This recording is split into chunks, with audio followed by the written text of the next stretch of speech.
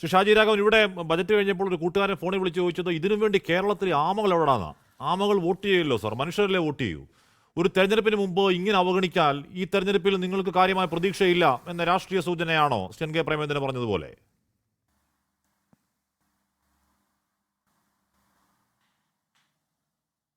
ഹാഷ്മി, നമ്മുടെ ലോകത്തെ തന്നെ ഏറ്റവും വലിയൊരു ജനാധിപത്യ രാജ്യം, ഏതാണ്ട് 100-145 കോടി ജനങ്ങൾ.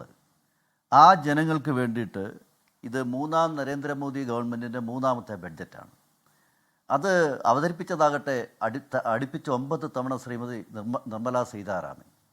ലോകത്തെ തന്നെ ഏറ്റവും ശ്രദ്ധേയമായ ഒരു കാര്യമാണത്. ഈ രാജ്യത്തിൻ്റെ അതിശക്തമായ നാരീ സാന്നിധ്യവും നാരീ ശക്തിയാണ് അവിടെ പ്രകടിപ്പിക്കപ്പെടുന്നത്.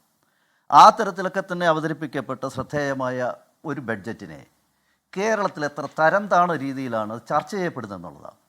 താങ്കളും ഇവിടെ ബഹുമാന്യരായ എം പിമാർ, നമ്മൾ രാജ്യസഭയിലൊക്കെ പ്രതിനിധീകരിക്കുന്ന എം പിമാരാണ്, എത്ര തരം താണ രീതിയിലാണ് ആമ തേങ്ങ മാങ്ങ എന്നൊക്കെ ഒരു ബഡ്ജറ്റിനെ ചിത്രീകരിച്ച് പറയുന്നത്. ഇത് തനി രാഷ്ട്രീയമല്ലാതെ വേറെന്താണെന്നേ ഉള്ളത്. അപ്പോൾ ബഹുമാന്യനായ കൊല്ലം എം പി അദ്ദേഹം സൂചിപ്പിക്കുന്നുണ്ട്. അദ്ദേഹം പറഞ്ഞൊരു കാര്യത്തെ ഞാനും അംഗീകരിക്കുക. കാരണം രാജ്യത്ത് പല സംസ്ഥാനങ്ങളിലും തെരഞ്ഞെടുപ്പ് വരിക, കേരളം ഉൾപ്പെടെ 2-3 മാസം കഴിഞ്ഞ് തെരഞ്ഞെടുപ്പാണ്.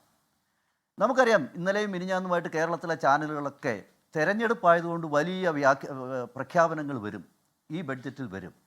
ഇത് നമ്മൾ ക്ലീഷ രാഷ്ട്രീയത്തിൽ നമ്മൾ എപ്പോഴും പറയുന്നത്, ആവർത്തിക്കുന്നതാണ്.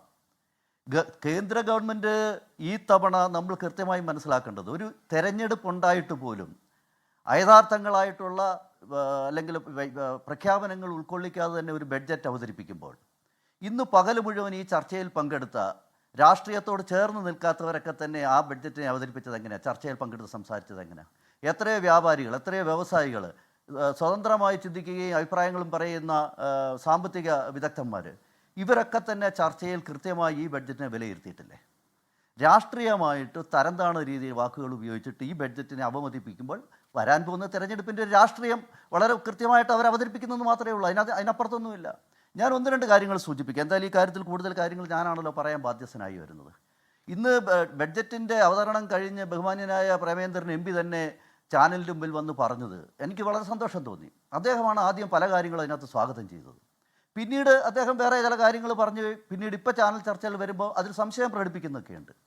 പക്ഷേ അദ്ദേഹം പറഞ്ഞ കാര്യങ്ങൾ തന്നെ നോക്കൂ. ഈ കേരളത്തിൽ 2 കാര്യങ്ങൾ പറഞ്ഞിട്ടാണ് ഈ ബഡ്ജറ്റിനെ അവമതിപ്പിക്കാൻ ശ്രമിച്ചത്.